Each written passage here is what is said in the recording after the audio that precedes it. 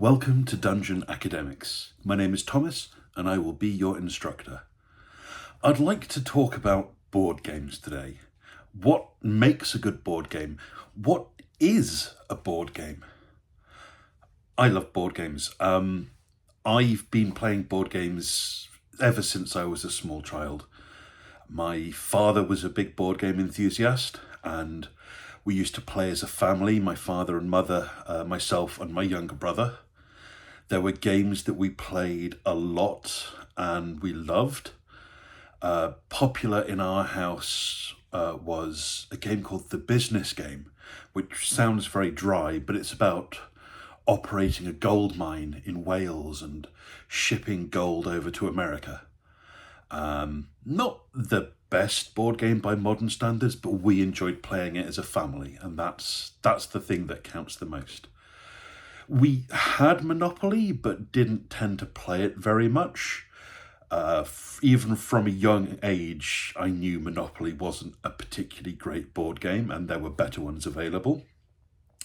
We played the Game of Life, which is a funnish game, I guess. Risk was played a fair bit.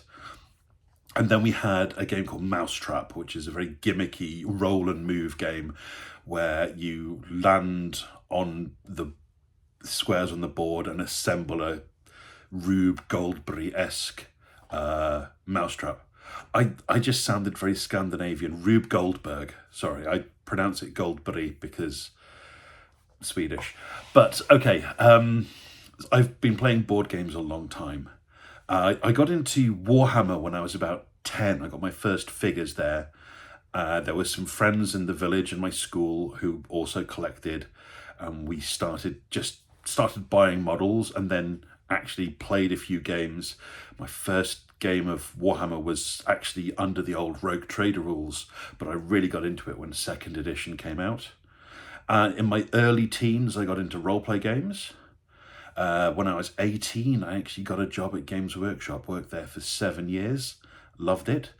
And when I moved to Finland when I was 25, the first friends I made for myself were through my hobby, through Warhammer and through roleplay games. So I've been playing games a lot. I got back into board games maybe 10 years ago. So I've been mainly playing Warhammer and roleplay games, but I just got the board game bug. And we really are living in a golden age for board games right now. The variety and imagination going into modern games is amazing. At any given time, there are dozens and dozens of different board games being crowdfunded through various crowdfunding websites, and new versions of older games coming out. The imagination, the production values, just the fun that can be had with modern board games is beyond anything I could have imagined when I was a kid. And I have several shelves full of board games that I love, and literally more than a meter high stack of board games I haven't even played yet. Something I do with my friends that I love is that we'll book a long weekend away and we'll go to my wife's family summer cottage. They have this little cottage on an island about an hour's drive from Helsinki, and we'll go there, normally 3 or 4 of us, and it will be a long weekend away from wives and children and partners and pets, and we can just enjoy the company of friends, have a few beers, cook and eat some great food, and play lots and lots of board games, and I love it. I am at heart a family man. My place is at home with my wife and kids, but being able to get away and spend time with friends playing board games is very important to me. So I love board games. What is a board game? I perhaps have a slightly more contentious definition because I am reluctant to call some things board games that most people would agree and classify as board games. And this is due to one core belief I have about games, and that's the importance of choice. I believe that board games are an activity where you make choices to influence the outcome. There are other criteria as well, but if you're not making any choices along the way, it's not really a game, it's an exercise. Is Snakes and Ladders a game? What choices do you make when you play Snakes and Ladders? Literally none, unless you count choosing the piece you use at the start of the game. Everything is determined by the roll of the dice. Which square you land on determines how you move, whether you go up a ladder or down a snake, or a chute if you're inclined to call them that. But no choices are made at any point by the players during gameplay. So is it really a game, or is it an exercise, an activity? I think this element of choice is absolutely fundamental for it to be a game. And perhaps there are things that we call games that aren't. They're activities. They might be fun activities, don't get me wrong, but they're activities. I'm having some existential discussion with myself about the more physical board games.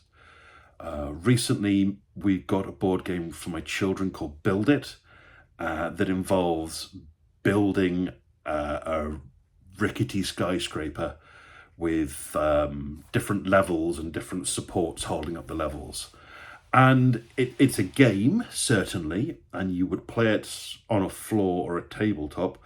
Would I call it a board game? Or is it more of a physical activity? I'm not sure. There are certainly lots of games that you play on a tabletop that I probably wouldn't call a board game. I think, at least for me, board games have to have some sort of strategic choice element in it. And there are plenty of games that involve physical activity that I wouldn't call a board game. Consider a Buckaroo, the game where you have a spring-loaded donkey covered in packing hooks and you have to load bits of equipment on. And at some point, you'll nudge the donkey the wrong way, a spring will be released inside the mechanism and it will flip up and discard its load. Is that a board game? No. It's a game, definitely, but not a board game. Operation. Is Operation a board game? It's a game? Probably not a board game. They don't have this sort of element of strategic thinking, which I think is key to being a board game. So what makes a board game? Does a board game have to have a playing board? I've played board games that don't have a playing board, but I would still call them a board game. So that's a tough call. How would you define a board game? This is something I still have to think about a lot of the time. It's one of the cases in life where it's easier to say what a board game isn't than what a board game is. I've got this great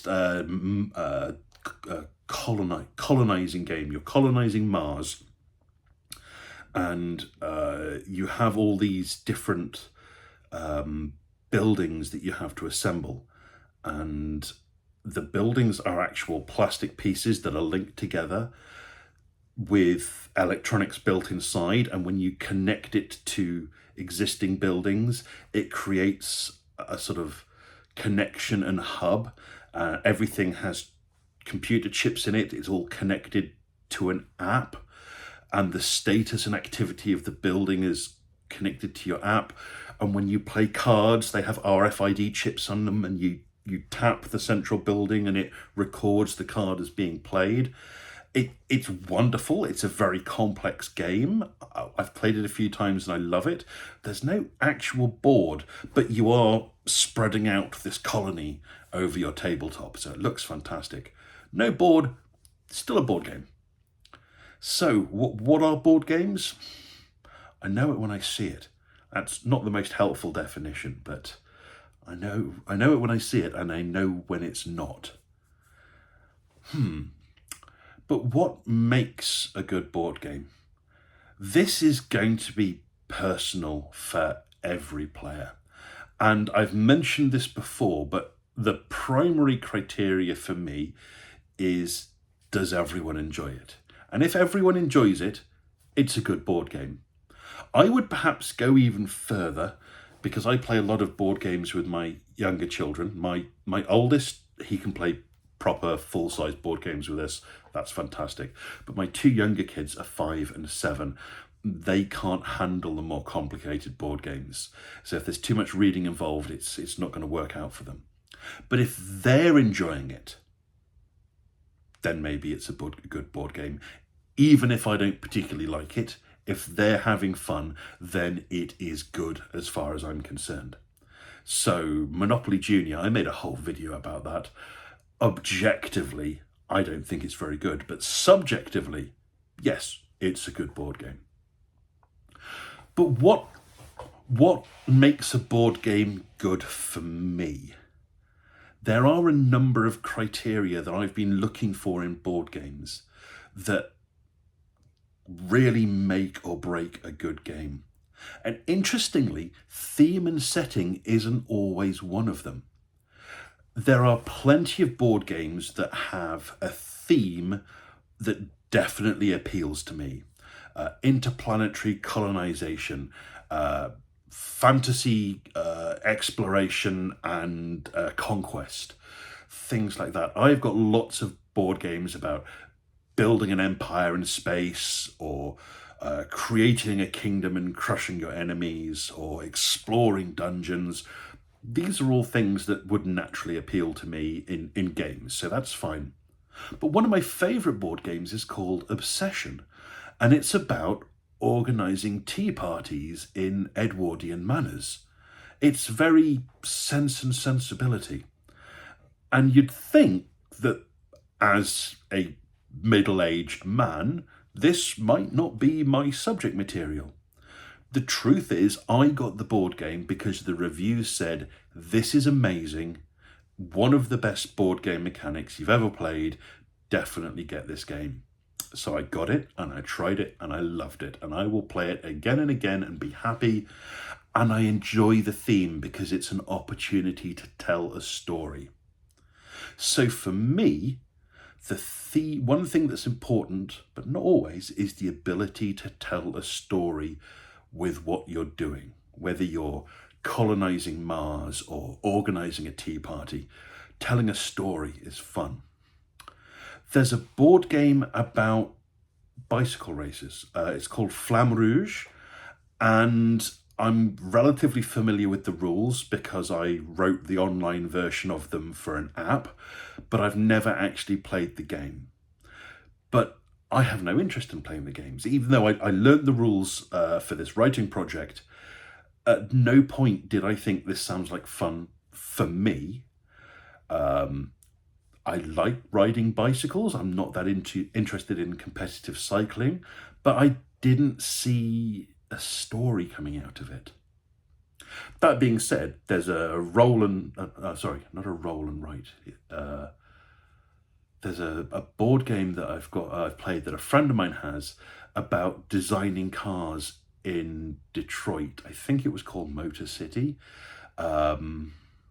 Maybe it is a roll and write game. You've got a little pad of paper, you roll a dice, you mark things off, and at the end of the game you score your points. And that was a fun game, even though there wasn't really much of a story naturally built into it. But we made a story with it. We were talking about our researchers are going off to develop a better kind of engine oil, or, our guy got lost in the tyre factory because the secretary was flirting with him, and that's why we got rubbish tyres on the cars. So with a little bit of work, you can make a story with whatever game you're playing, but perhaps for some games it's easier than others.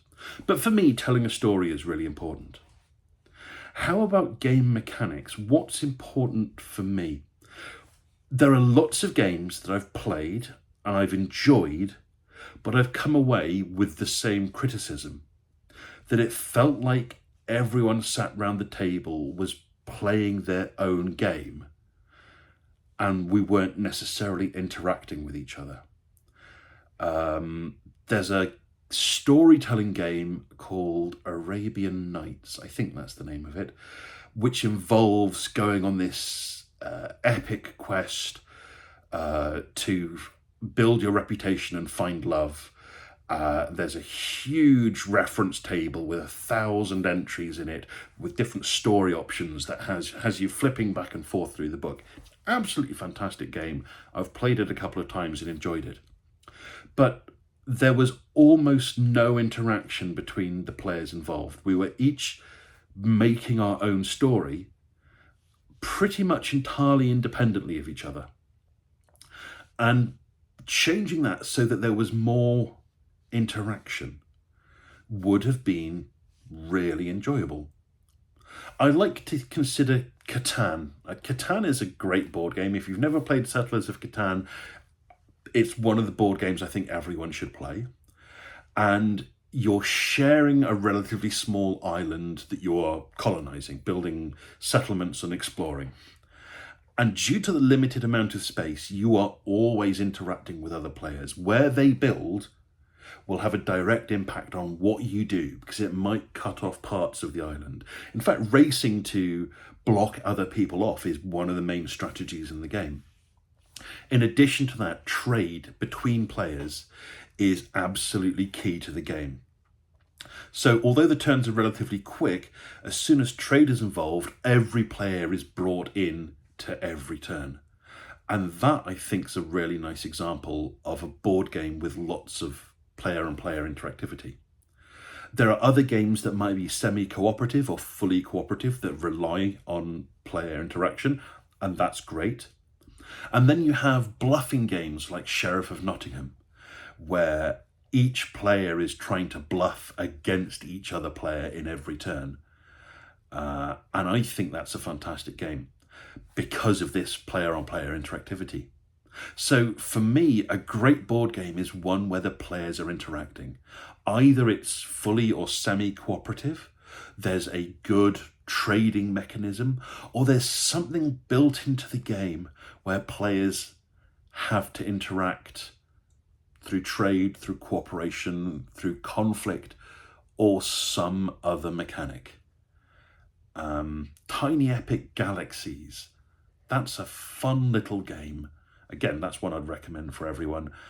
And you are directly competing with each other to colonize planets in a galaxy. And this element of competition means that everyone has to be on their toes about what everyone else is doing. I like that. So some mechanism that encourages or forces interaction between the players, I consider to be really important. Another component that I look for in board games is a feedback mechanism to ensure that the person who's in first place doesn't become a runaway success. A bad example of this is Monopoly. Monopoly has a major problem in that the resource you collect to win the game, money, is also the resource you need to play the game, money. It's all about the money. And once someone has more money, they are more likely to win and can do more in the game.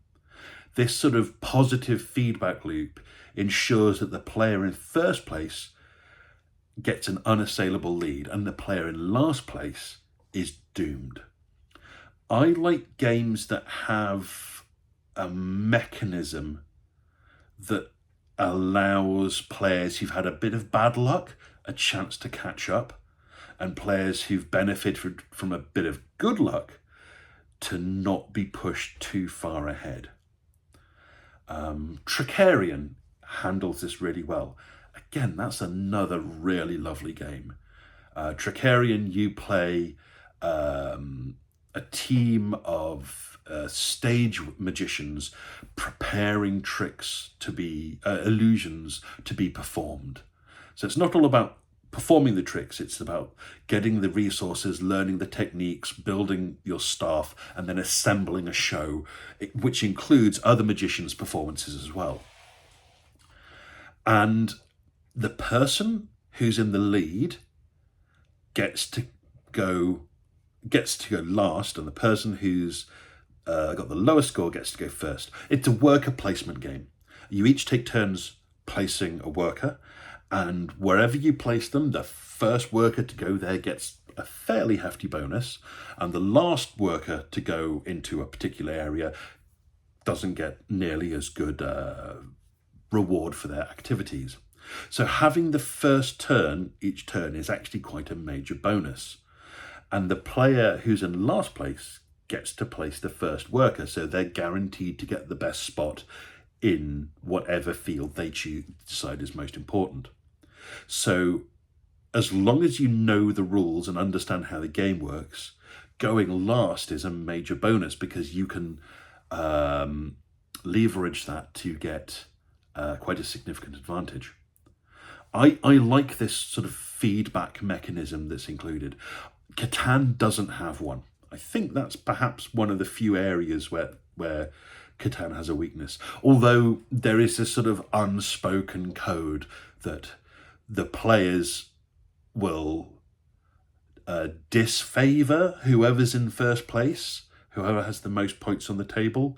So the person who's in first place will get worse trade offers than perhaps the person who's in last place. Is that a good way to handle it? Probably not, but I like games that have a nice mechanism built in. It doesn't have to be too powerful, just something to give the player in last place a bit of a boost and the player in first place a bit of a pushback.